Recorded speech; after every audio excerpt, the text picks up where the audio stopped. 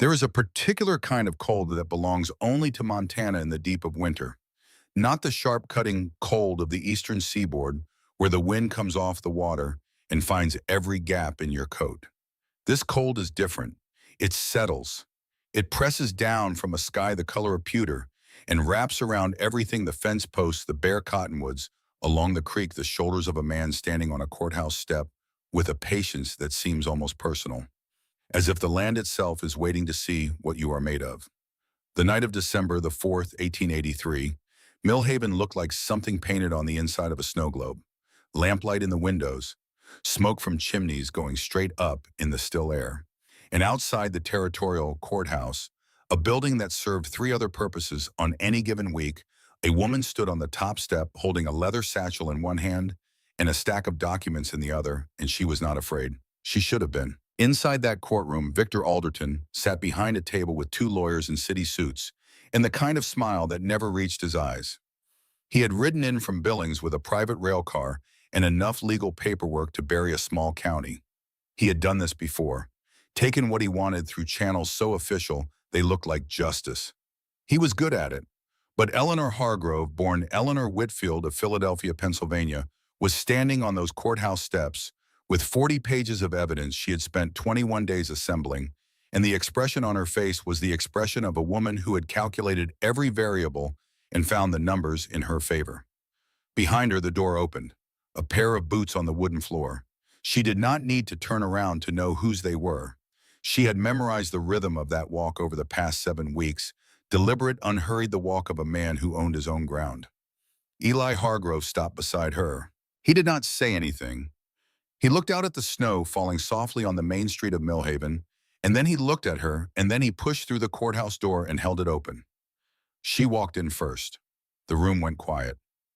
There is something about a man choosing to stand beside a person not in front of them, not behind them, but beside them, that communicates more than a season of words.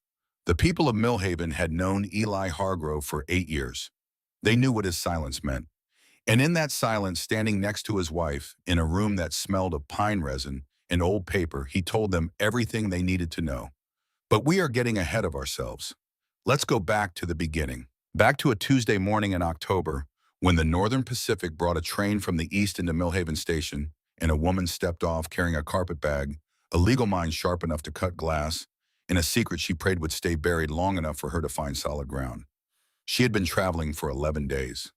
11 days is a long time to sit with yourself, to go over every decision you made in the last 6 months and ask whether you were brave or whether you were foolish, and to discover somewhere around the Colorado territory that the honest answer is probably both.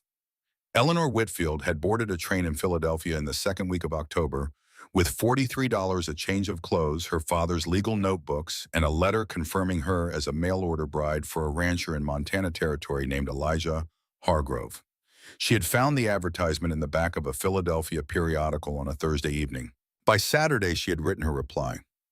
Not because she had nothing to lose, though it felt that way at the time, but because she had looked at the situation with the same clear-eyed practicality her father had taught her from the age of 9, and the numbers added up to one conclusion: stay in Philadelphia and you lose everything, including yourself.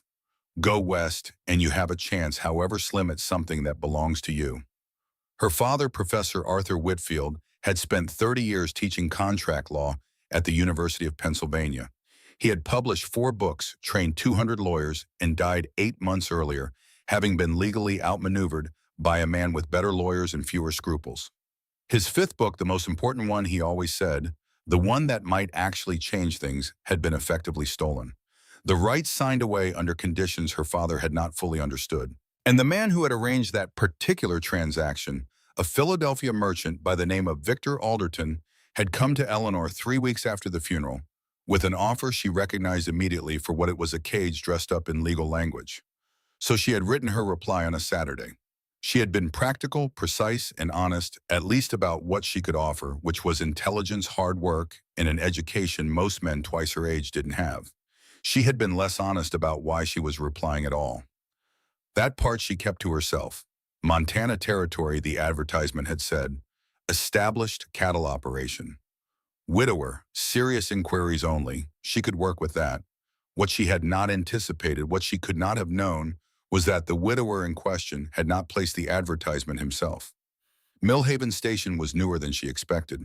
The Northern Pacific had only completed its transcontinental line that same year, and the depot still smelled of fresh-cut pine and new hardware, the wood not yet weathered to gray. Eleanor stepped down from the train car onto the platform and stood for a moment with her bag at her feet, breathing in air that had no city in it, clean and cold, carrying the faint smell of pine and something else grass-dry earth distance. The sky above the platform was the kind of blue that made eastern skies look small. It went on in all directions until it met the mountains which sat at the far edge of the world, like something from a painting she had seen once and never forgotten. She gave herself exactly 3 seconds to feel the enormity of it. Then a woman in front of her stumbled on the platform steps and her traveling bag split open and everything inside a hairbrush, a Bible, a pair of spectacles, 3 wrapped parcels scattered across the boards. The woman let out a sound between a gasp and a cry and stood frozen, overwhelmed, and every person on the platform looked at her with the sympathetic distance strangers maintain when confronted with someone else's misfortune. Eleanor Whitfield set her bag down, crouched, and began picking things up. She did not make a production of it. She gathered the parcels, checked that the spectacles were not cracked, tucked the Bible under her arm, and handed everything back piece by piece, while speaking in the low, even voice she had learned from years of calming, distressed people, her father's students before examinations, her father himself before difficult negotiations. The voice said, "This is manageable. We are handling this. There is no disaster here." The woman calmed. Eleanor retrieved the last parcel from under the bench, returned it, accepted the woman's profuse thanks with a nod, and stood up. She was on the platform for less than 2 minutes before she had made herself useful. At the far end of the platform, a boy of about 6 years old stood beside an older man and watched the whole thing happen. The boy's name was Emmett. He had his father's blue eyes and his mother's way of going very still when he was paying close attention to something. He watched Eleanor Whitfield organize a stranger's disaster with the focused calm of a woman 20 years older, and then he tugged the sleeve of the man beside him. Thomas Finch had worked for the Hargrove family for longer than Eli Hargrove had been alive. He was 65 years old, broad-shouldered, white-haired, and possessed of the particular stubbornness that comes from having been right about things often enough to stop doubting yourself entirely. He was also at this precise moment holding a piece of paper with the name Miss Eleanor Whitfield written on it and trying to locate the woman it belonged to before Eli, who was at the other end of the platform collecting a crate of fencing wire, came over and asked who he was looking for. He had not told Eli about the advertisement. He had not told Eli about the 6 replies he had received. He had not told Eli about Eleanor Whitfield or about her letter or about the fact that for the past 2 months, he had been conducting what was technically a correspondence on behalf of a man who did not know he was being corresponded with. Thomas's reasoning, which he had rehearsed many times in the privacy of his own conscience, went something like this. Eli had not been living since Claire died. He had been existing. He got up before dawn, worked until dark, ate whatever Harriet put in front of him, slept, and did it again. He was 33 years old, and he had closed every door in himself that didn't involve the ranch or Emmett. The boy needed a mother. The ranch needed someone who could keep the books. And Ely, though he would never in 10,000 years have admitted it, needed a reason to be in a room for longer than it took to get the work done. Thomas had decided to help. The fact that this help had not been requested and that Eli might take some persuading Thomas had filed under problems for later. Later, it turned out, was now. Emmett tugged his sleeve again. "That one Mr. Finch. She's the one, isn't she?" Thomas looked at the woman walking toward them with a purposeful step and a carpet bag and the composure of someone who had decided somewhere over the course of an 11-day train journey exactly what she was going to do when she arrived. "I believe so, Emmett," Thomas said. "She helped that lady with her stuff." "I saw. She's nice." Thomas exhaled slowly. "Yes," he said. "She appears to be." He straightened his paper and tried to look like a man who had his affairs in order. "Now stay close." Eleanor Whitfield stopped in front of them and looked from the older man to the small boy to the piece of paper and said with the precision of someone who had done a thorough accounting of her situation, "You must be here for me. I'm Eleanor Whitfield." "Thomas Finch," he said, extending his hand. "Ranch manager at Hargrove Ranch. This here is Emmett Hargrove." The boy looked up at her with his father's eyes. Eleanor crouched down to his level, which was not a thing most adult women did in 1883, and said, "Hello, Emmett. How far is the ranch from here?" Emmett considered this seriously. 12 miles. We came in the wagon." "That's a good distance. Is there room in the wagon for my bag?" "Yes, ma'am. We put the fencing wire in back." "Excellent. Then we're set." She stood and turned back to Thomas. "Where is Mr. Hargrove?" Thomas opened his mouth. He closed it. He pointed. At the far end of the platform, talking to the depot manager about a crate that had apparently been misloaded, stood a man who would have looked at home on the side of a mountain. Tall, dark-haired with the beginning of gray at the temples. A working man's build broad through the shoulders, the kind of strong that comes from doing actual things rather than lifting weights for the purpose of looking like you lift weights. His hat was pushed back, and he was gesturing at the crate with the specific frustration of someone who has had this same conversation before and lost patience with having it again. He had not looked in their direction. Thomas cleared his throat and called across the platform. "Eli, come over here a moment." There was a pause. Eli Hargrove concluded his conversation with the depot manager, picked up the crate with one hand in the easy way of a man accustomed to heavy things, set it down against the wall, and walked toward them. He was 15 feet away when he saw her. The crate went down with a thud that made the depot manager flinch. He looked at Thomas. He looked at the woman standing next to Thomas. He looked at Emmett, who had taken hold of Eleanor's hand in the instinctive way of small children, without asking permission or caring about the etiquette of it. He looked back at Thomas. Thomas Finch had been accused at various points in his life of being pig-headed, reckless, and overly certain of his own judgment. He had also been accused of several things that were entirely untrue. He bore all of it with equanimity.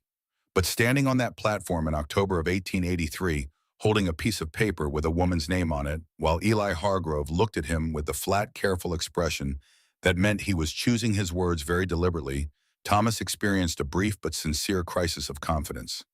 "Thomas," Eli said. "Now, Eli, before you say anything." "Thomas. I want to be very clear that my intentions were Thomas." A pause. "We are going to have a long conversation later." Then Eli turned to Eleanor Whitfield because he had been raised by a woman who would have considered anything less a profound moral failure, removed his hat, and said, "Miss Whitfield, I apologize for any confusion. I was not aware that you'd placed the advertisement." Her voice was measured, not unkind, factual. "I see. Might I ask who did?" Everyone looked at Thomas. Thomas discovered that the mountains on the western horizon were extremely interesting. There was a silence that lasted several seconds longer than was comfortable for everyone, except Eleanor Whitfield, who seemed to have decided that comfort was a secondary concern. "Mr. Hargrove," she said, "I understand this was not your arrangement. I have no intention of imposing. If you could direct me to the nearest boarding house, I'll find alternative employment and be out of your way by the end of the week." She said this the way a woman says a thing she has been rehearsing because she has understood somewhere in the last several hours that it might be necessary to say it. Not because she wanted to say it, because she had looked at the possibilities and prepared for the worst of them. Eli looked at her. He looked at Emmett, who was still holding her hand and watching his father with the solemn attention of a child who knows that something important is happening. He looked at Thomas, who had the decency to appear genuinely remorseful. Then he put his hat back on. "The ranch has a separate room," he said, "off the main house. It's yours tonight. Tomorrow we'll discuss the situation, whatever that discussion turns out to be." It was not a generous offer. It was not a romantic one. It was the offer of a practical man who had decided for reasons he had not yet examined that he was not yet finished looking at this particular situation. The drive to the ranch took 40 minutes. The wagon followed a dirt road through country that grew larger and more open the further they went from town. Rolling hills, the color of dried grass, stands of cottonwood along the creek beds going gold with the season, the mountains ahead, always slightly further away than they appeared. The sky did what the sky does in Montana when the weather is clear, and the hour is right. It became so enormous that it stopped feeling like something above you and started feeling like something you were inside. Eleanor Whitfield sat on the wagon bench between Eli and Emmett and looked at all of it without speaking. Emmett, who was 6 years old and had not yet learned that silence was sometimes more valuable than words, asked her everything he could think of. "Did Philadelphia have mountains?" "No, But it had the river, which was something. Did she know how to play checkers? Yeah. Did she have any pets? Not currently, but she had once had a cat named Principal, which was a strange name for a cat. Emmett agreed that it was strange, but said he liked it. He had a horse named Biscuit. Is Biscuit a good horse? Eleanor asked. He's very good, Emmett said. Papa says he's lazy, but I think he's just calm. Eli, who was driving, said nothing. But something shifted in the set of his shoulders, almost too small to notice, like a man who has heard something that surprised him and chose not to show it. Harriet Finch was waiting on the front porch when they pulled up, arms crossed over her apron, with the expression of a woman who had been prepared over 30 years of marriage to Thomas Finch to expect the unexpected. She was 61, sharp-faced, gray-haired, and possessed of the particular gift of seeing exactly what was in front of her without the filter of what she hoped or feared might be there. She looked at Eleanor, she looked at Eli, she looked at Thomas climbing down from the back of the wagon with the careful movements of a man who would very much like to be somewhere else. Thomas Finch, she said, you old fool. Now, Harriet, supper's ready, everybody inside. It was, Eleanor would think later, possibly the most efficient crisis management she had ever witnessed. The bunkhouse room was simple and clean. A bed, a washstand, a window that looked out toward the mountains. After supper, a meal conducted with the careful formality of people who are all aware that something significant has happened, and none of them quite know how to talk about it. Harriet showed Eleanor to the room without ceremony and left her a lamp and a pitcher of water, and nothing else, which was exactly the right amount. Eleanor sat on the edge of the bed for a while and did not think about Philadelphia. She thought about the drive from town, the way the country opened up, the way Emmett had said, I think he's just calm, without any sense that this opinion might be wrong. The mountains holding their position on the horizon, patient as furniture. She thought about the man who had stood on a train platform and looked at her with the flat, careful eyes of someone adding up a sum he hadn't agreed to solve, and had still offered her a room for the night. She opened her father's legal notebooks and read for an hour, because reading her father's notebooks was the thing she did when she needed to think clearly and feel less alone. Then she slept.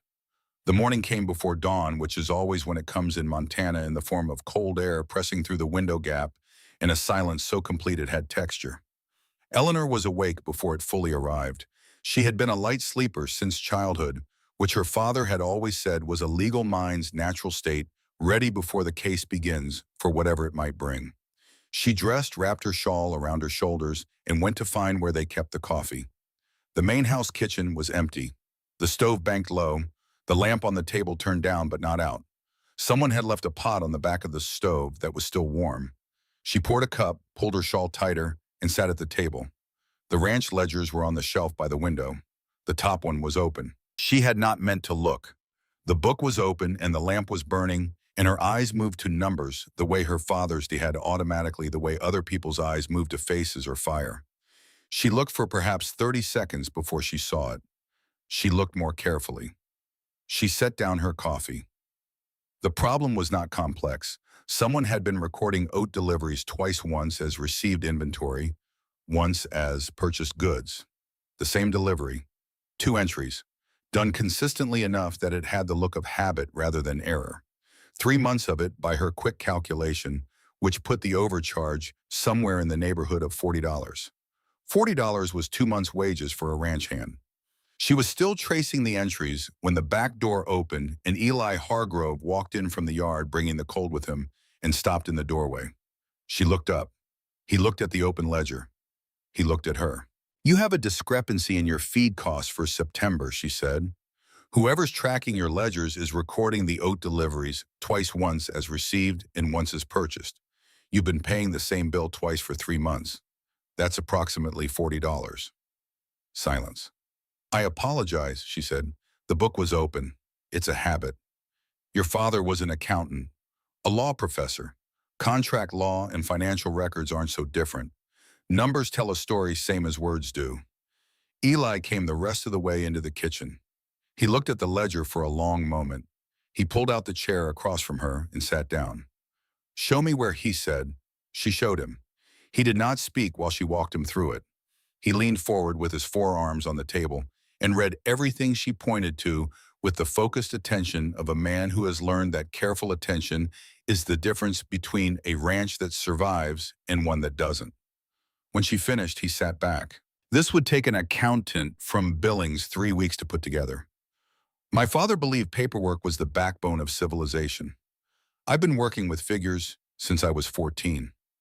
He looked at her in the early morning kitchen light, the open ledger between them, the mountains going pale outside the window, with the expression of a man recalculating. I'd like to make a different arrangement, he said. She waited. Forget whatever Thomas told you the situation was. Here's what I'm proposing. He paused, choosing the words with care. You stay on the ranch for 2 weeks, not as, he seemed to search for the right word, not as a bride, as someone who keeps the books and identifies where else this ranch is bleeding money. Full wages. After 2 weeks, we both decide what, if anything, comes next. No pressure in any direction.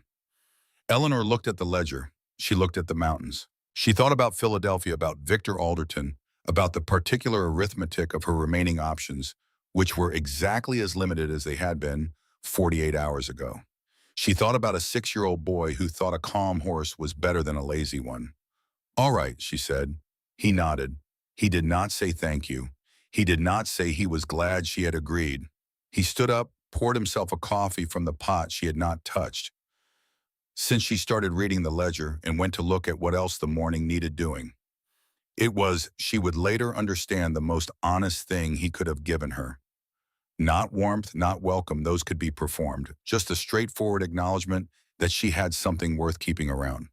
The 2 weeks that followed were the kind that only make sense when you're inside them, when you're too close to see the shape of what's happening. Later, Eleanor would be able to name it clearly.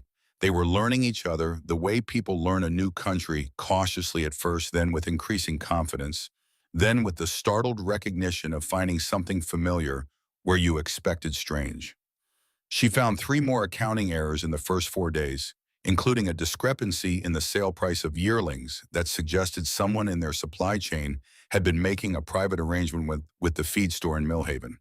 She composed a letter to the feed merchant that said everything it needed to say in the precise, measured language of legal consequence without once raising its voice. The feed merchant sent a bank draft within 5 days.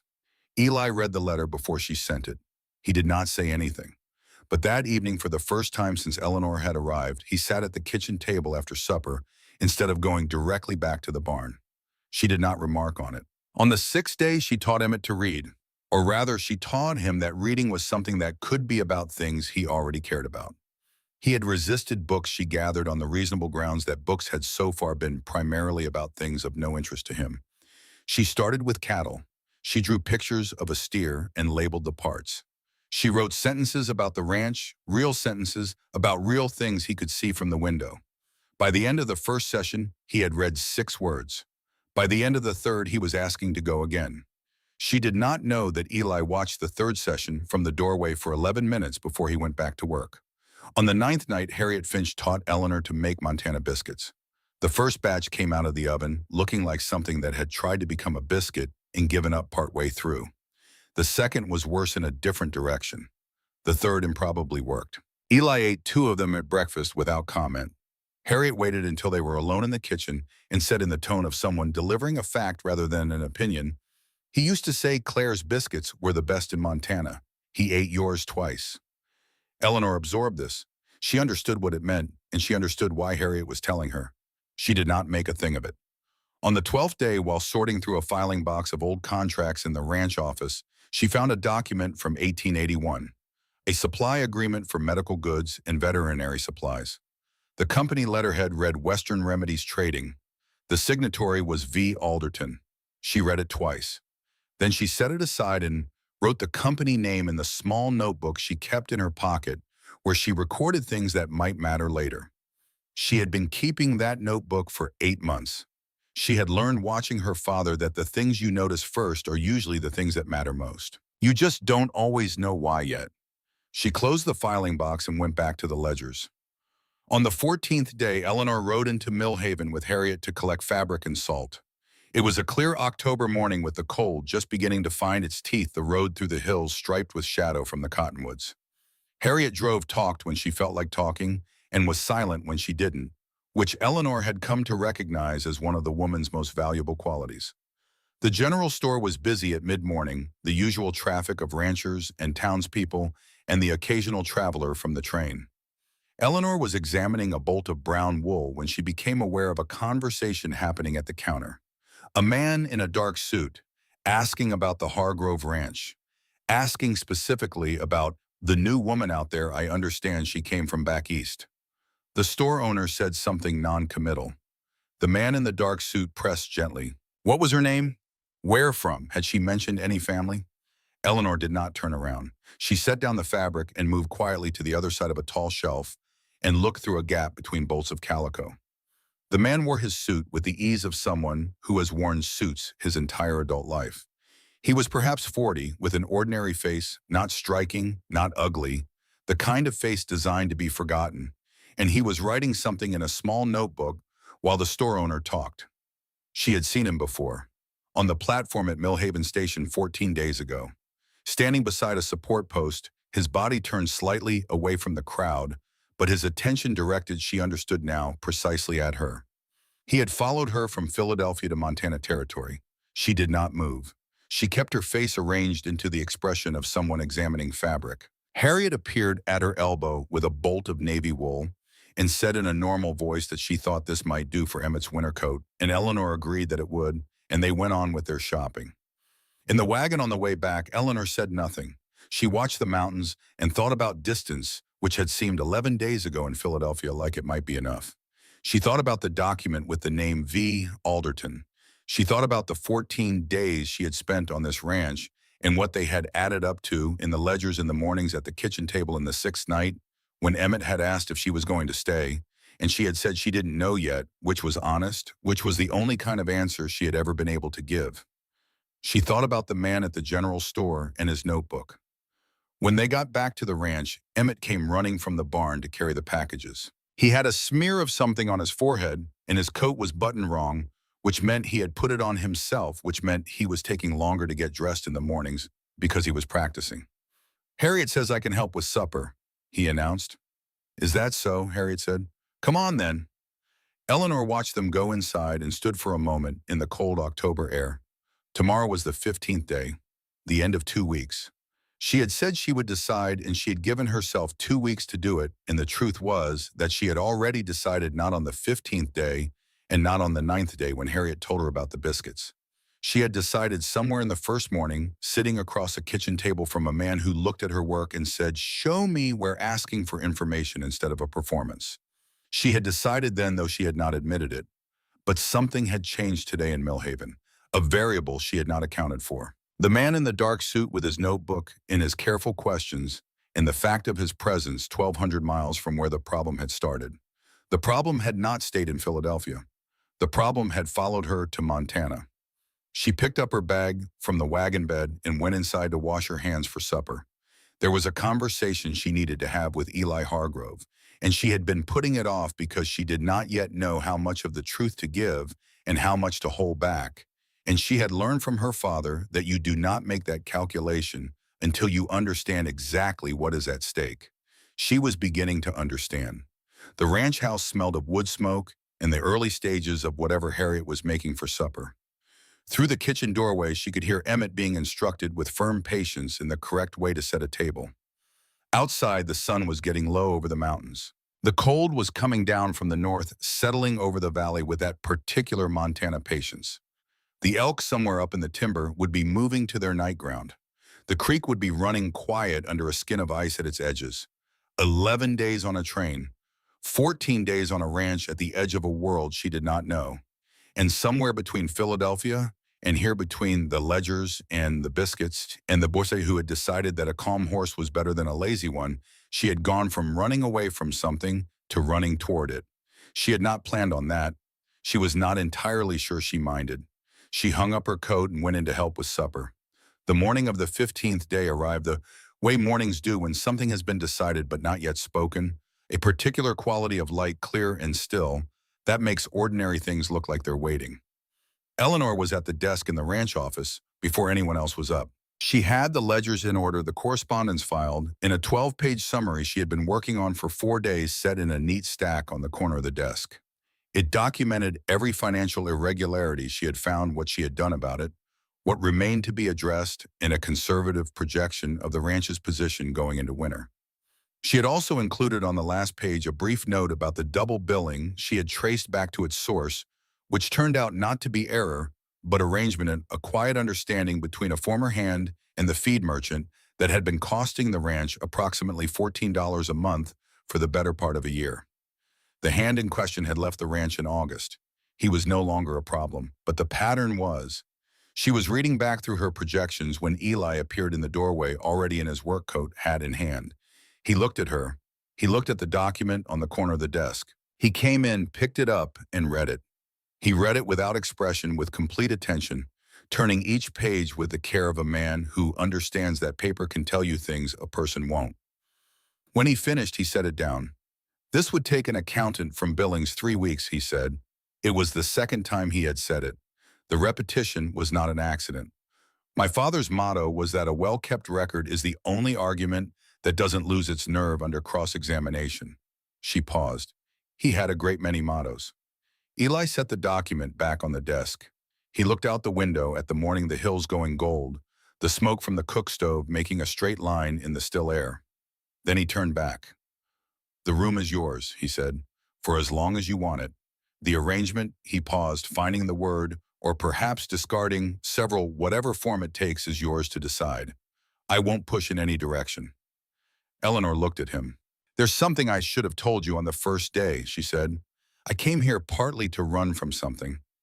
I don't think it's fair to continue without you knowing that. Most people who come to Montana are running from something." He picked up his hat. "What matters is what you run toward." He went out to start the morning. Eleanor sat for a moment with the ledgers in the clean October light and the mountains in the window. She did not make a decision, not in the dramatic sense. She simply understood, with the quiet clarity that sometimes follows a long period of uncertainty, that she had already made it. But she had not told him everything yet. She had told him enough that her father had died, that she carried debts she had not disclosed, and that leaving Philadelphia had not been a choice so much as a calculation. She had not told him the name of the man who had made it necessary. That part she kept until she understood whether she was staying and what staying might cost him if he knew. 3 days later, Victor Alderton rode into Millhaven. She did not know this immediately. The ranch was 12 miles from town, and the first she heard of it was from Harriet, who heard it from Agnes Porter, who heard it from the man who ran the Millhaven telegraph office, who had noticed the stranger, because strangers who arrived on private rail arrangements and asked immediately for the sheriff's office were not a common feature of Tuesday mornings in a town of 400 people. Alderton had gone to Sheriff Harlan Brand's office with documents in a mild, reasonable manner, and the careful smile of a man who has learned that patience is more effective than aggression when you want something from a person with a badge. He introduced himself as a businessman from Philadelphia with an interest in the welfare of a young woman named Eleanor Whitfield, who had recently taken up residence at the Hargrove property under circumstances that warranted, in his view, a degree of official attention. He produced documents. There was a guardianship filing, or what appeared to be one, based on a clause in a creditor's agreement executed before Professor Whitfield's death. It looked official. It used the right language in the right order. Brand was a careful man, not a legal expert, and what he saw when he read it was a piece of paper with enough formality to take seriously. Alderton assured him he wanted only to confirm that Miss Whitfield was well and that her situation was voluntary. He was solicitous. He was reasonable. He was the kind of man who understands that power exercised softly is harder to resist than power exercised loudly, because there is nothing obvious to push against. Brand sent a man out to the ranch with a letter. Eli read it at the kitchen table that evening. His expression did not change. He folded the letter and passed it across to Eleanor without a word. She read it. Her hands were steady. Her face gave nothing away. But Eli was watching, and he had been watching Eleanor Whitfield for long enough now to know the difference between her stillness and her calm. They were not always the same thing. "The guardianship document is fabricated," she said. "The filing was never registered with the court in Philadelphia. I know because I handled my father's estate myself." "Can you prove it here?" "Not the original. The originals are in Philadelphia." She stood up and went to her room. She came back with a leather tube, the kind used for carrying documents on long journeys, and from it she drew out a set of papers carefully folded, the edges worn from being handled many times. I have copies, and I have correspondence that establishes the timeline. If he filed that guardianship document, he did it after my father died, and he did it using a notary whose stamp I can show was issued in a different county from where he claims the filing took place. Eli looked at the papers. He looked at the tube. How long have you been carrying those? Since the day I bought my train ticket. 3 seconds of silence. How long have you been planning for this moment? He asked.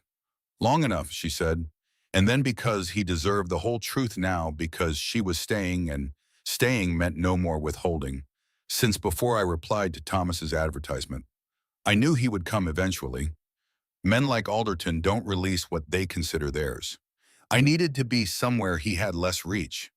I needed to be far enough that the legal geography would work against him rather than for him. And she paused. I needed to be somewhere I had some rights of my own. Under territorial law, Eli said, a married woman controls her own legal affairs. Yes, and an unmarried woman under a valid guardianship order does not. That's correct. He was quiet for a long moment, looking at the papers on the table between them. You came here as a legal strategy, he said. I came here as a legal strategy, she said.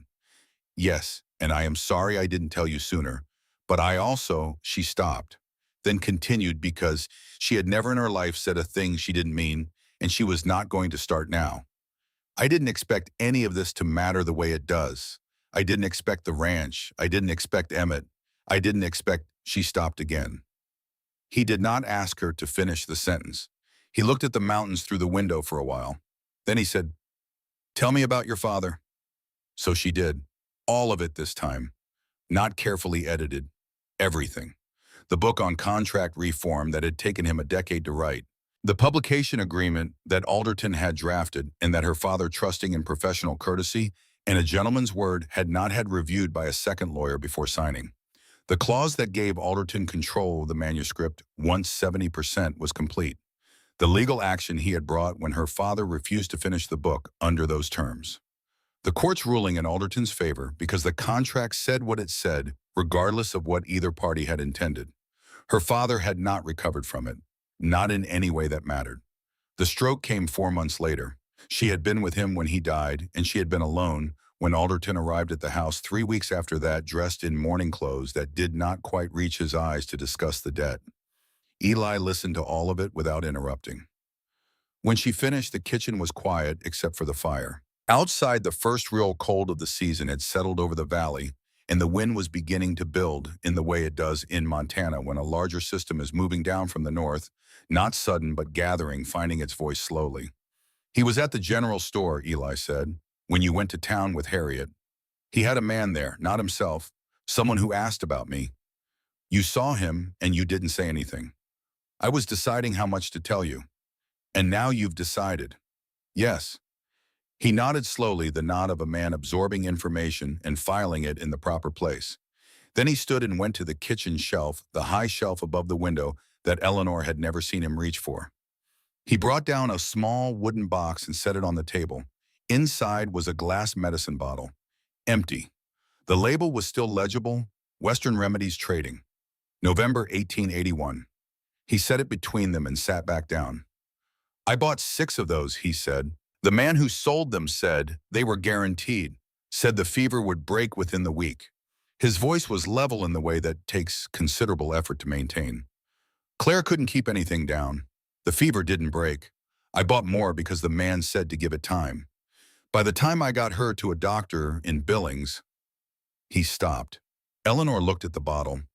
The doctor said afterward that with proper medicine, real medicine, she had a reasonable chance. He put that in writing. Eli looked at the bottle too, not at her. I never asked the salesman's name. It didn't occur to me to ask. A man sells medicine, you assume it's medicine. The company filed under Western Remedies Trading, Eleanor said quietly. There was a lawsuit in Iowa in 1882. The products had no medicinal value, sugar water and cheap alcohol. The company dissolved the filing before the judgment came through, so there was no collection. but the court record exists. She paused. There was a document in your filing box, a supply contract from 1881.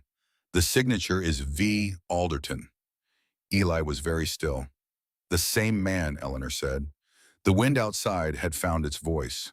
The stove ticked. Emmett had been asleep for 2 hours. I'm sorry, Eleanor said. 2 words, not because she couldn't think of more, but because more would have been less. Eli looked up from the bottle. He looked at her, not at the problem, not at the paperwork, not at the situation, at her. For the first time since she had arrived, she had the sense of being seen rather than assessed.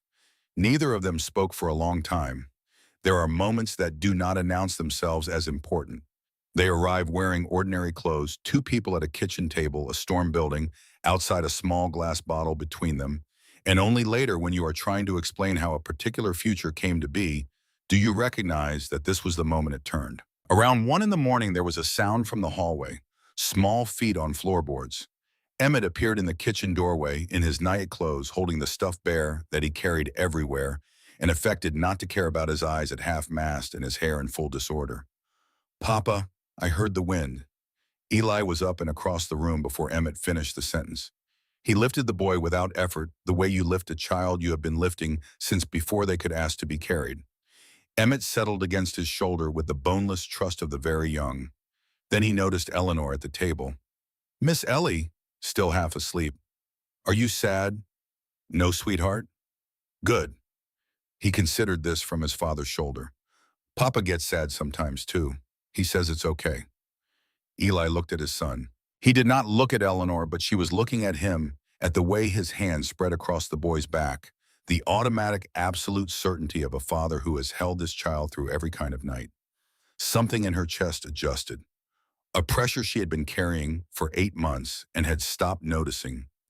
Way you stop noticing a sound when it goes on long enough became suddenly briefly audible and then released. Eli carried Emmett back to bed. Eleanor sat at the table and listened to the wind until he came back. When he did, he sat across from her again and looked at the bottle for a moment, then put it back in the box and set the box on the shelf. We'll deal with him, he said. Not a boast. The same tone he used to discuss fence lines and feed costs, a practical assessment of what needed doing. Yes, Eleanor said, we will. They sat in the kitchen until the fire burned low, and they talked about what they had and what they knew and what could be proven. It was not a romantic conversation. It was the conversation of two people in the same difficult position, deciding how to get out of it, which is perhaps the most honest form of alliance there is. Alderton's next move came through Thomas. He found the old man in town on a Thursday at the hardware store and introduced himself pleasantly and asked if he might have a word.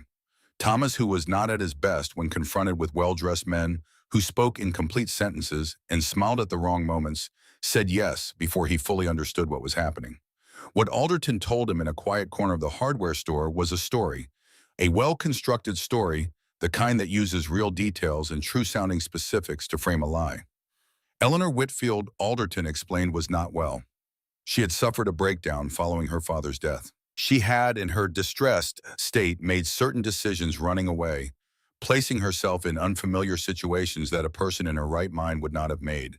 He was not blaming her. He was concerned. He had documentation from a physician.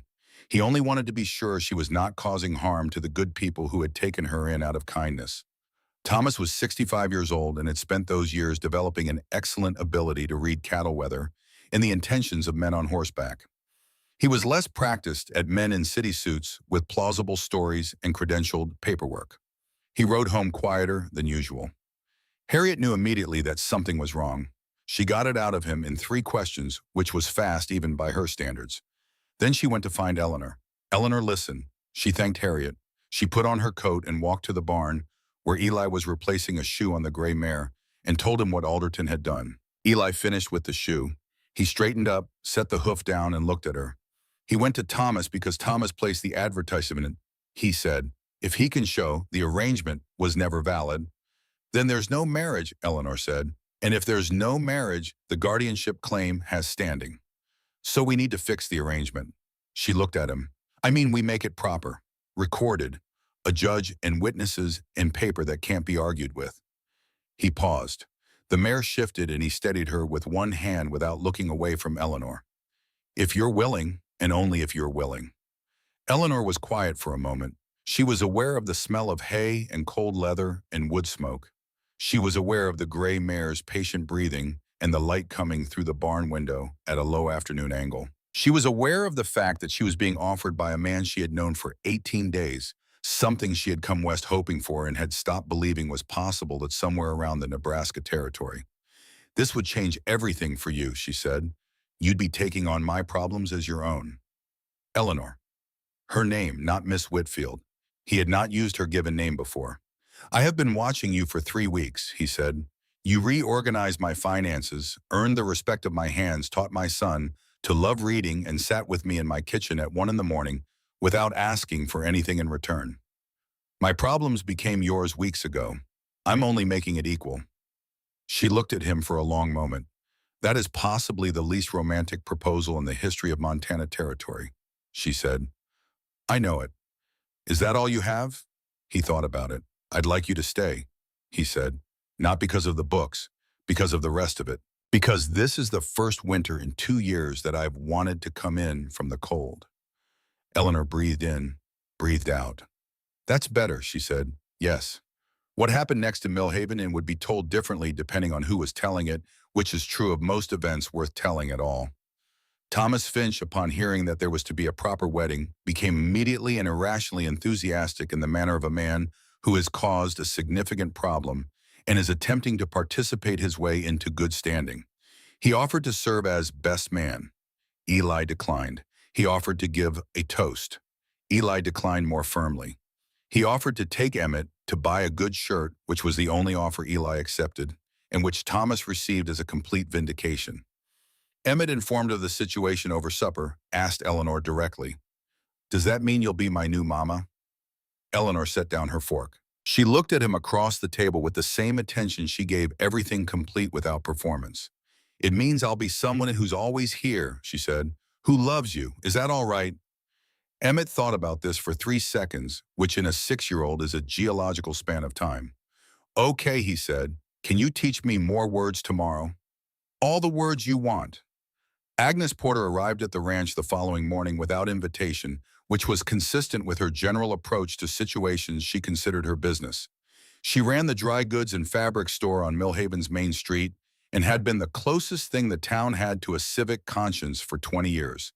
She was 60 direct and had opinions about everything, which she expressed selectively and therefore effectively. She stood on the front porch and handed Eleanor a bundle wrapped in brown paper and muslin. Inside was a length of cream-colored lace, old and fine, the kind that meant something. "My mother's," Agnes said. "I've been holding it for a bride worth the giving."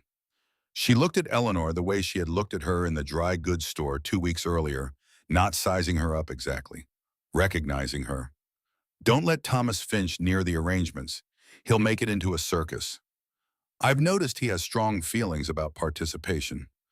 "He has strong feelings about everything. He's usually wrong." She paused.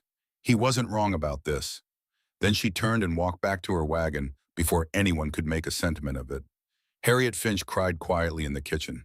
Thomas Finch cried loudly on the porch until Eli told him to go check on the cattle, which solved the problem without addressing it. The wedding took place 3 days later at the small church on Millhaven's north end because the justice of the peace was out of town and the minister had a better record for legal validity in the territorial system.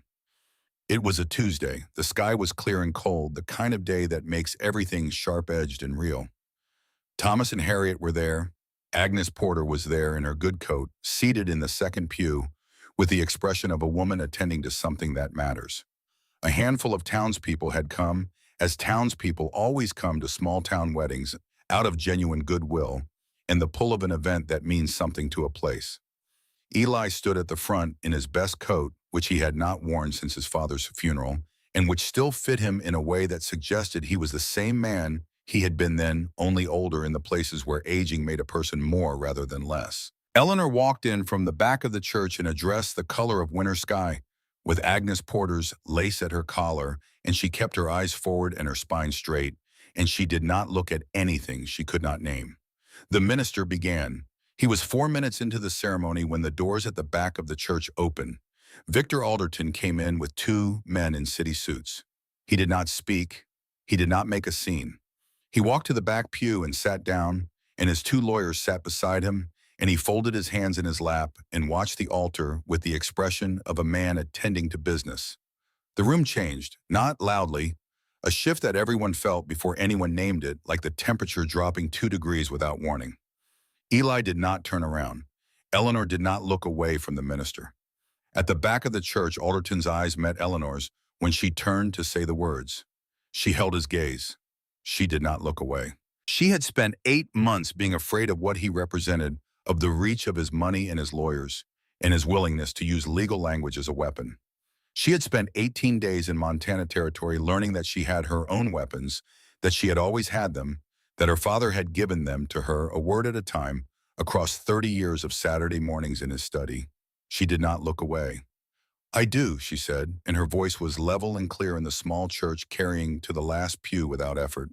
When it was done and the minister made his announcement and the people present offered their recognition, Harriet crying again, Thomas with his hand over his chest, Agnes Porter nodding once with the gravity of a verdict, rendered Alderton rose from the back pew.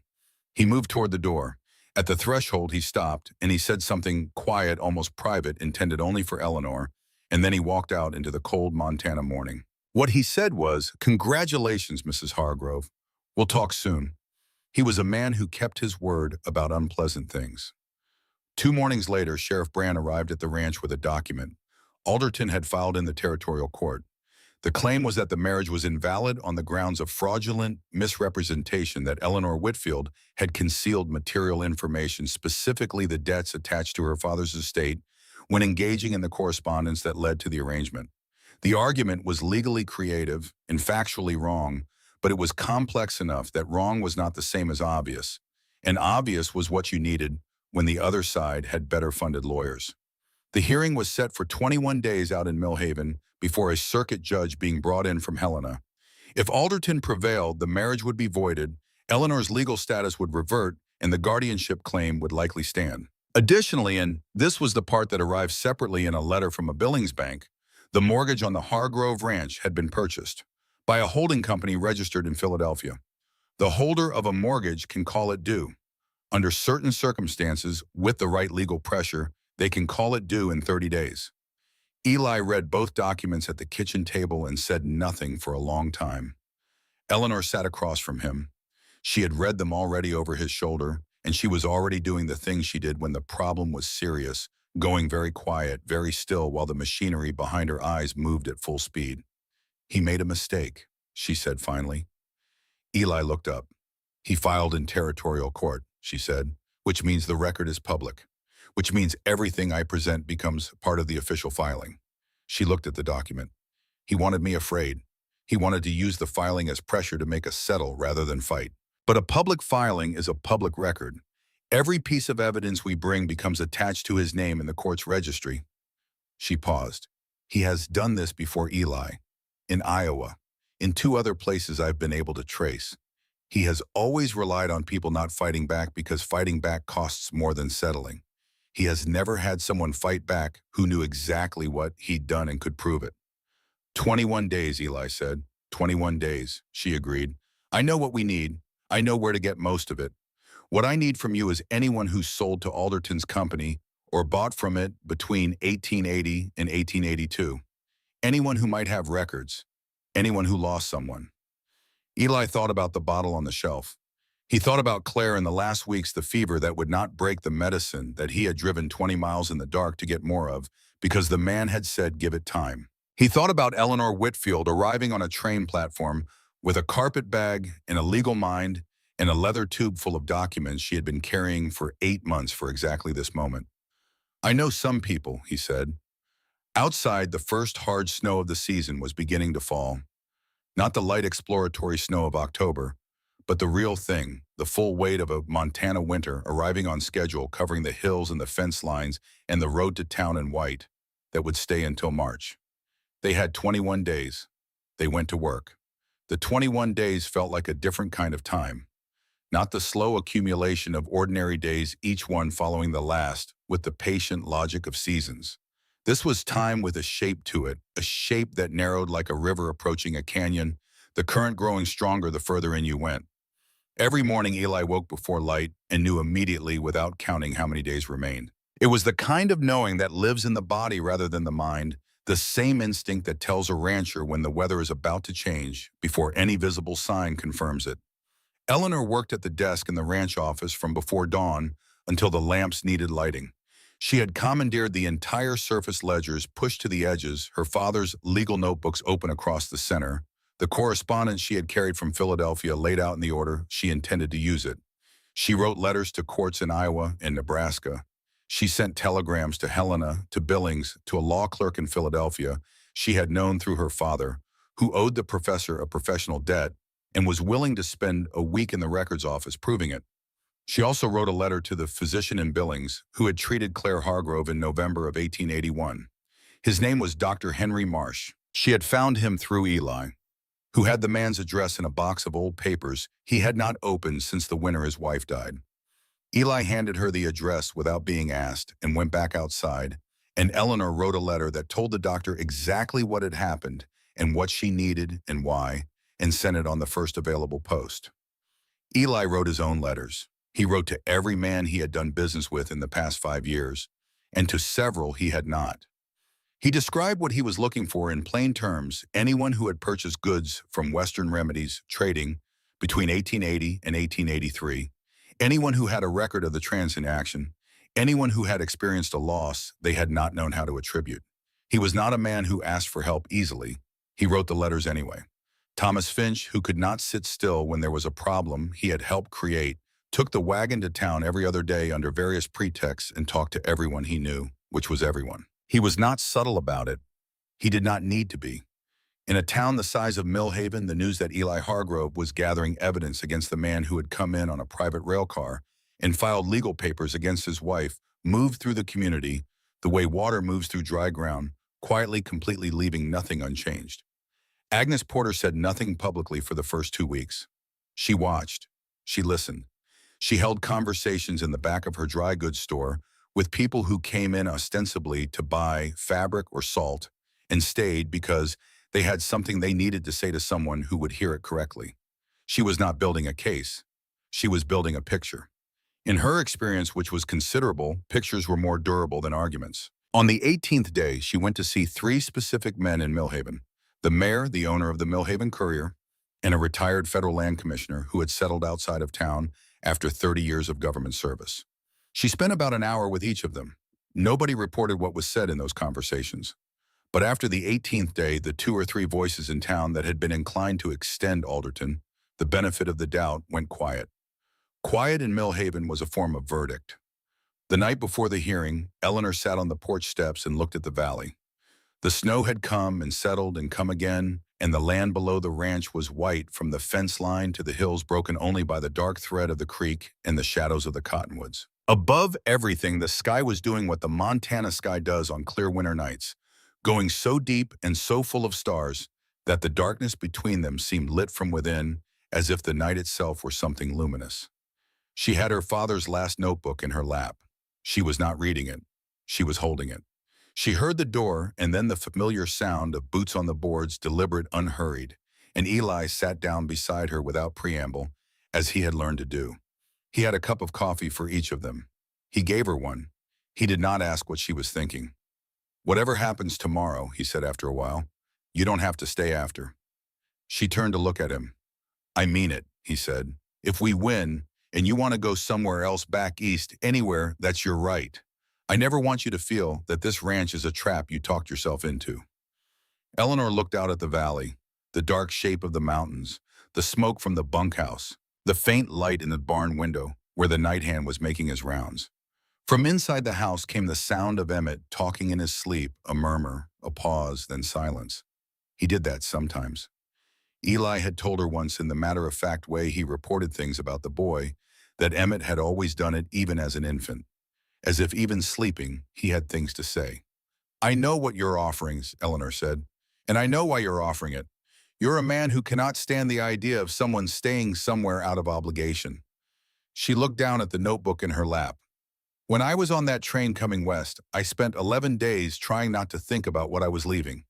I had no picture of what I was going toward. I only knew I was going. She was quiet for a moment.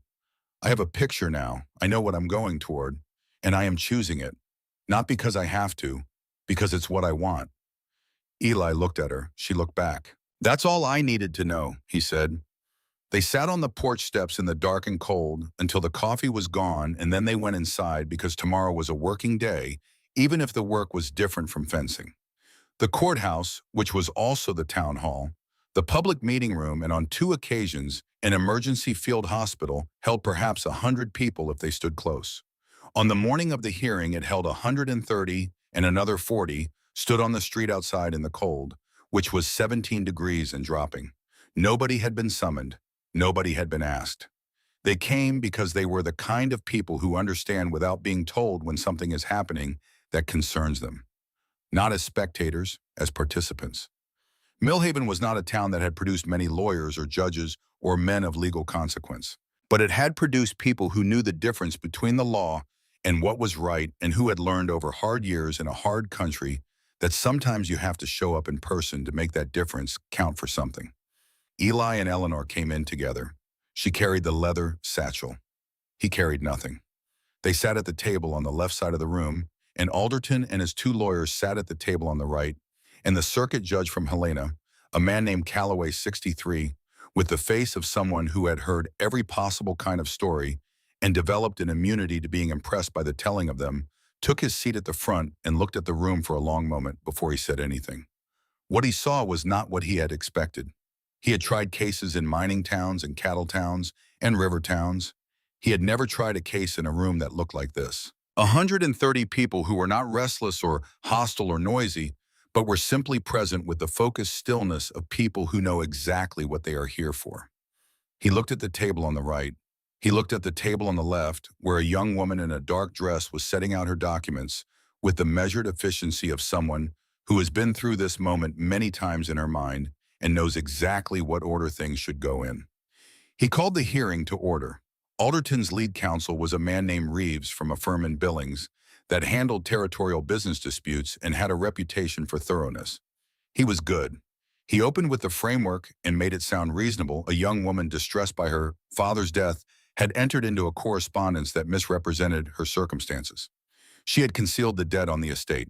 She had done this knowingly to secure a legal arrangement that would benefit her position in an ongoing financial dispute.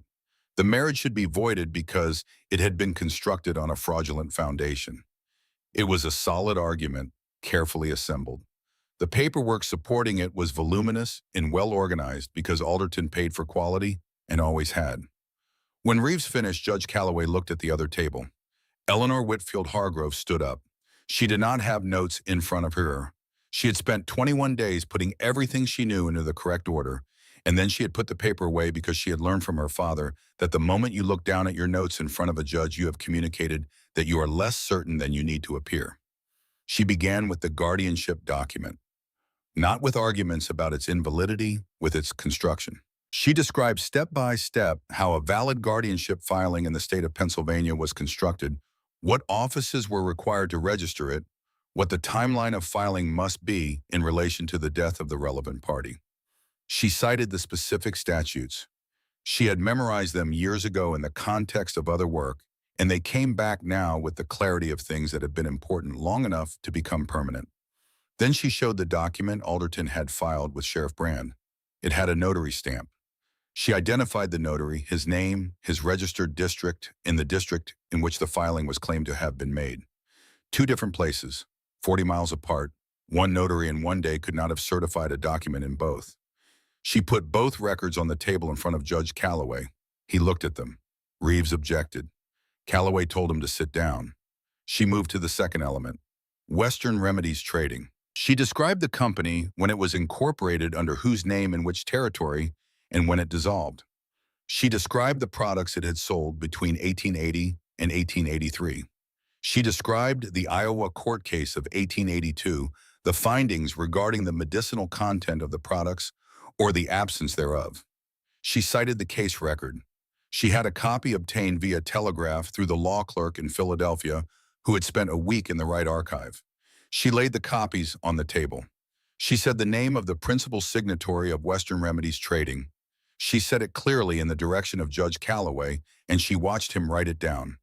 Then she introduced the affidavits. 11 of them. Families from Montana, Nebraska, Iowa. People who had purchased Western Remedies products between 1880 and 1882 and had lost someone to fever, to infection, to conditions that a real medicine might have addressed and a sugar water solution could not. Each affidavit named the product. Each named the salesman where they had one. 3 named Alderton personally. She placed them on the table one at a time. The room was very quiet. Reeves objected 4 times during the presentation. Each time Calloway overruled, not out of bias, but because the objections were procedural and the evidence was substantive, and in that contest, substance wins. Alderton sat at his table with his hands folded and his expression contained. He was a man who had learned to control his face in difficult rooms, and he controlled it now. But he was watching Eleanor with an attention he had not shown when he first walked into this hearing, when he had looked at the table on the left and seen a young woman without a lawyer and allowed himself a professional confidence that it was becoming clear no longer warranted. Eleanor's final witness was not on any list she had filed with the court. "Your Honor," she said, "I have one more piece of testimony to offer. It will be brief." Calloway looked at her. He looked at Reeves. He nodded. Eli Hargrove stood up from the table. He was not a man who liked rooms full of people paying attention to him. He was a man who preferred his conversations to have a practical purpose and his work to speak for itself. He walked to the front of the room with the same economy of movement he brought to everything. Nothing extra, nothing for effect, and he set an object on the table in front of the judge. A small glass bottle, empty, the label still intact. Western Remedies Trading, November 1881. He had been carrying it in his coat pocket all morning. "I bought 6 of those," he said. His voice was even. It did not require projection because the room was completely silent. "From a traveling salesman who came through in the fall of 1881. My wife had typhoid fever. The man said the medicine was guaranteed to break a fever within a week. I paid full price." He paused. "She died 3 weeks after I started giving it to her. The doctor who came afterward put in writing that the medicine she had received had no medicinal value." He reached into his coat and placed a second document on the table. Dr. Henry Marsh of Billings had replied to Eleanor's letter on the 17th day with a notarized statement that was 3 pages long and said in the precise language of medical record exactly what it needed to say. Eli put his hand flat on the table. Not for drama, because he needed a moment. "I held on to that bottle," he said, "because I needed to remember what it looked like, so I wouldn't forget what it cost." He looked at the judge. "I never knew the salesman's name. My wife did not write it down. The name on that label is the name my wife signed in for in the contract that was in my filing box." He picked up the bottle. He held it for a moment the way you hold something you have carried for a long time, deciding at last whether to set it down. Then he placed it carefully back on the table and returned to his seat. In the back of the courtroom, a man stood up. He was a rancher from the north end of the county. His name was Frederick Barrow. He had lost his son in the winter of 1881, a boy of 9 years old, and he had blamed himself for 2 years for not getting the child to a doctor in time. He had never spoken about it in public because grief of that kind turns inward when it has nowhere to go. He stood up because there was finally somewhere for it to go. He did not say anything, he just stood. A woman in the 3rd row stood, then a man by the window, then 2 people near the door, then more, not a crowd rising in unison, but one at a time, each person making the decision independently in the particular silence of people who have recognized something they have been carrying without a name for it. 14 people stood. Alderton looked at them. He looked at the bottle on the table. He looked at Eleanor Hargrove, who was looking directly at him, and whose expression held something that was not triumph, not anger, but the steady, grounded look of a person who has done the thing they came here to do. He had nothing to say. In 30 years of maneuvering through legal systems and financial arrangements and the spaces between what was honest and what was profitable, Victor Alderton had never been in a room where 14 people stood up without being asked to. He had operated in cities where people were distributed widely enough that consequence rarely accumulated in one place. He had not operated in a room like this one in a town like this one among people who had been living next to each other's losses for years without knowing they shared a common origin. Judge Calloway adjourned for 2 hours. He did not need 2 hours. But he was a thorough man, and thoroughness had been across a long career the only reliable protection against mistakes that could not be unmade. He came back and ruled. The marriage was valid, the guardianship filing was dismissed, the notarial irregularities being disqualifying on their face, the mortgage arrangement would be referred to the Territorial Land Office for review on the grounds of potential fraud in the acquisition. And the entirety of the evidentiary record regarding Western Remedies trading would be forwarded to the Federal District Court and to the Territorial Health Commission. That last part was the part that mattered most, though it would take time for the consequences to become visible. The wheels of federal attention turn slowly, but they do turn, and once turning, they do not stop for private rail cars or city lawyers, or the kind of patient, systematic dishonesty that relies on its victims never comparing notes. 2 years later, Victor Alderton would be tried in federal court in St. Louis on charges of fraudulent commercial practice and willful misrepresentation in the sale of medical goods. The trial lasted 3 weeks. The verdict took 1 day. He served 7 years in a federal penitentiary in Kansas, and the name Victor Alderton ceased to appear in any document associated with the Hargrove Ranch or the town of Millhaven or anyone connected to either. But that was later. On the day itself, what happened was this: the room emptied with the careful movement of people who have witnessed something real and are still carrying it. Not rushing, not restless, moving the way you move when you want to hold on to a moment a few seconds longer than it lasts. Eli and Eleanor were among the last to leave. Thomas and Harriet were waiting on the steps, Harriet with her hands folded and her jaw set in the expression she wore when she was not going to cry, Thomas with the expression of a man who had already cried and was attempting to recover his dignity. Agnes Porter stood at the bottom of the steps and nodded once at Eleanor with the gravity she gave to verdicts. Then she went back to her store because she had been closed all morning and there were people who needed things. The street was quiet.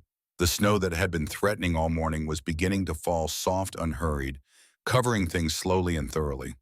Eli stood beside Eleanor at the top of the courthouse steps and looked at the street and the buildings and the people of Millhaven dispersing through the falling snow back to their ordinary lives, which were the same lives they had had that morning and would be changed by nothing visible.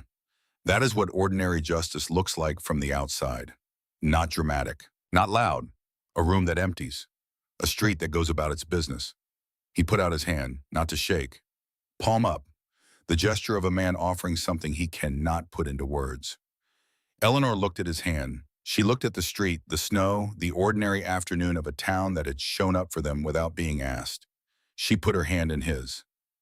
Eli Hargrove closed his fingers around it. He had not held anyone's hand in 2 years. The fact of it was enormous in the quiet way that enormous things often are, not suddenly, not dramatically, but completely in every direction, leaving nothing outside themselves. Thomas Finch, standing 15 feet away, looked at the ski and breathed through his nose. Harriet looked straight ahead and said nothing to anyone. They drove home through the snow.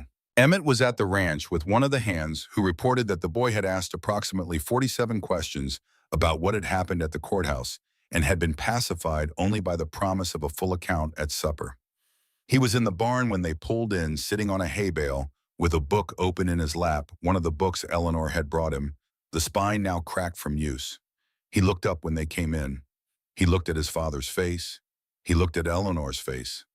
He got down from the hay bale and walked over and put his arms around Eleanor's waist without saying anything, which was for Emmett an unusual form of expression and which communicated everything it needed to. She put her hand on the back of his head.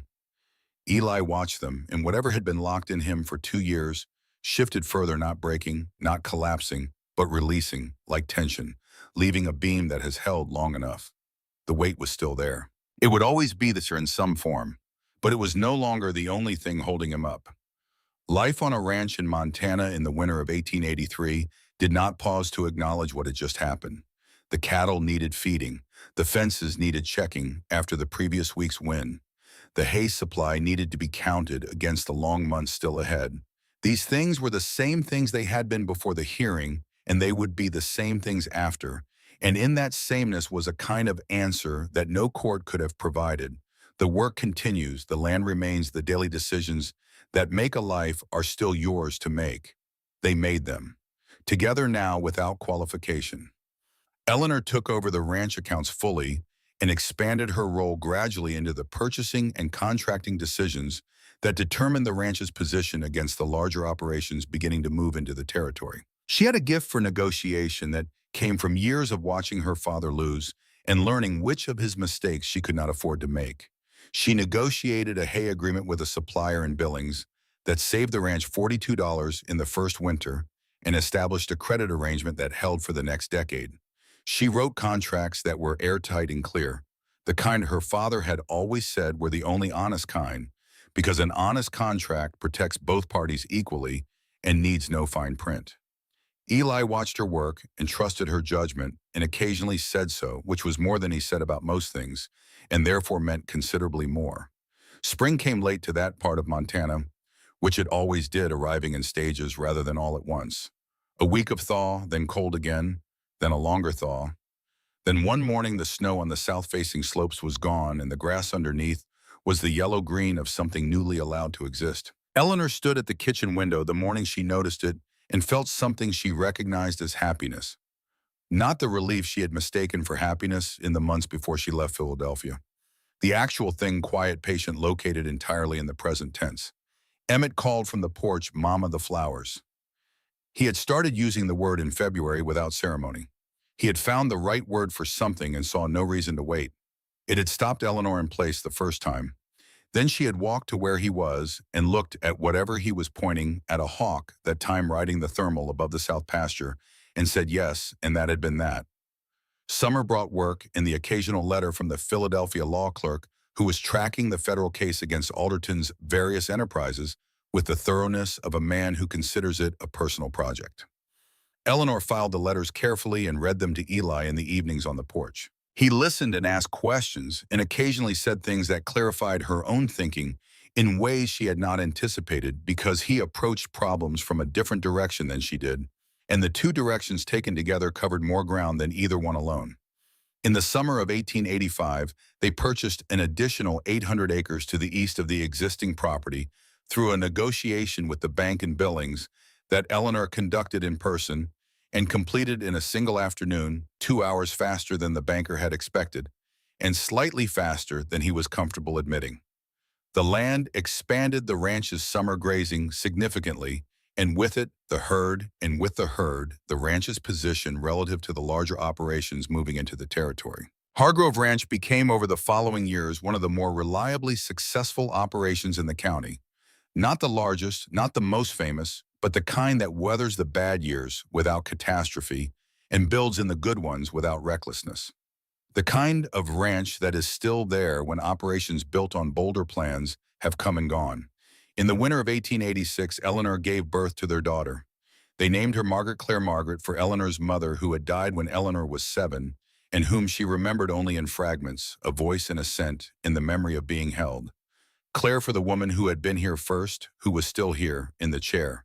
Nobody sat in the biscuit recipe Harriet had written out in careful handwriting and pinned to the kitchen wall. Eli held the baby in the back room of the Millhaven doctor's office and did not speak for several minutes. Eleanor watched him from the bed, tired in every part of herself, and watched his face do something it rarely did in other people's presence: open. Become readable. "She has your eyes," he said. "She has your chin," Eleanor said. "She'll be opinionated." He looked up. For a moment he seemed about to say something. Then he simply looked at her the way he had looked at her across the kitchen table on the first morning when she had shown him where the numbers were wrong, except that this was different in every way that mattered. "Thank you," he said. It was not enough, and they both knew it, and neither of them tried to make it more. Emmett was 9 years old when Margaret arrived and took his responsibilities as an older brother with the same gravity he brought to everything he considered important, which by that age was most things. He taught her as soon as she was old enough to be taught the things Eleanor had taught him: words, numbers, the names of things, the habit of asking why. He also taught her the things Eli had taught him: which horse was which, why the south fence always needed watching, how to read the sky for weather. She learned all of it with an appetite that left everyone who saw her slightly exhausted. In 1888, Emmett announced at the supper table that he intended to study law. He was 11. He said it with the calm certainty of someone reporting a fact rather than declaring an ambition.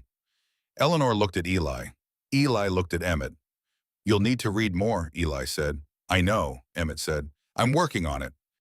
Eleanor went to Billings the following week and came back with 3 books on jurisprudence, which were the appropriate texts for someone beginning at the beginning, and 1 book on the history of territorial law in the American West, which was not a standard text but which she thought Emmett would find more useful than the standard text, because it was about real cases in real places rather than principles in the abstract. She had been given exactly those books in exactly that order by her father. When she handed them to Emmett, she did not say so. But she thought it, and the thought was not sad. It was something else, a continuance, a line drawn forward from a man who had been wrong about only one thing, the belief that a person could be trusted to deal fairly without their word being held in writing. On the morning of November 8th, 1889, the day Montana became a state, the 41st star on the flag, Eleanor Hargrove stood in Agnes Porter's dry goods store and signed her name to a petition calling for women's suffrage in the new state legislature. She signed with the pen her father had given her when she passed his first legal examination at the age of 16, the one he had used to sign his own most important documents, the one she had carried in her coat pocket across 11 days of train travel and had not lost. Agnes Porter signed immediately below. Thomas Finch signed below that in handwriting that had not improved with age but was legible if you held the paper at the right angle. Eli signed last at the bottom of the page and returned the pen to Eleanor without comment. She looked at him. "I always was a slow reader," he said. "The years between that statehood morning and the quiet evenings of old age were not uneventful. There were hard winters and good ones, cattle lost to disease and recovered through stubborn management, the slow expansion of the ranch through decisions made at kitchen tables late at night, with ledgers and coffee and 2 people who had learned to think together. There was a drought in 1893 that cost them 200 head and tested everything they had built. They came through it. They always came through it, not because they were lucky, but because they had stopped making the mistake of assuming that difficulty was a sign they had done something wrong. Difficulty, they understood by then, was simply the weather. You prepared, you adjusted, you went on." Emmett went to Helena at 18 to study law and came back at 23 with a license and a reputation already forming cases other lawyers found unprofitable, taken on because the facts were clear even when the money was on the wrong side. He was not always successful. He was always thorough. He was in both these qualities his mother's son. Margaret stayed close, married a neighboring rancher who had come to buy cattle and stayed considerably longer than the negotiation required, and built a house on the eastern edge of the property in the shade of the cottonwoods along the creek. Years passed in the way of good years, not quickly but fully. Seasons changing, work finding its rhythm, children becoming people you would choose to know regardless of relation. The ranch grew and contracted and grew again with the weather and the markets, and held on through the difficult winters with the stubbornness of something that knows it belongs to a particular piece of ground and intends to remain. Eli's hair went gray at the temples and then throughout. Eleanor's went the color of winter grass, lighter than it had been but still her own. They moved through their days with the practiced ease of people who have learned each other's languages so well they have stopped needing to translate. She knew what his silences meant. He knew when her stillness was thought and when it was something that needed to be spoken to. They sat on the porch in the evenings when the work allowed it, which was not always but often enough. One evening in the fall years after the courthouse, after Alderton's trial and Emmett's return from Helena and Margaret's wedding, they were on the porch watching the last light go off the mountains when Eleanor said, "Do you think about the train station? The platform? That first day?" Eli was quiet for a moment. "Sometimes," he said, "when I'm in town, I walk past it." "I think about the drive home that first evening," she said, "the way the country opened up. I had never seen anything like it. I kept thinking, how do people know where they are in all of this space? How do they know which direction to go?" "Do you know now?" She looked at him. "Yes," she said, "I know."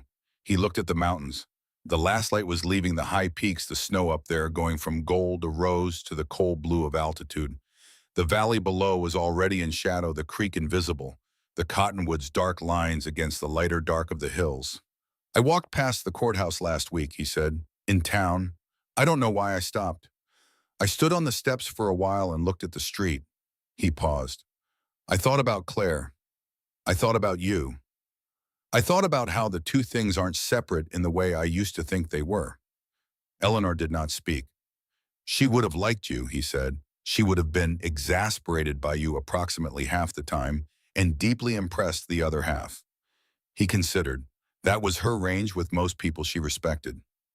Eleanor smiled. That sounds about right, she said. Inside the house from Emmett's old room where Margaret's youngest was sleeping this weekend came a small sound, a child resettling in sleep, negotiating with the dark in that private way of the very young. Both of them heard it. Neither of them moved. The child resettled, went quiet, and the night went on. Eli reached over and put his hand over Eleanor's, where it rested on the arm of the chair. He did not say anything.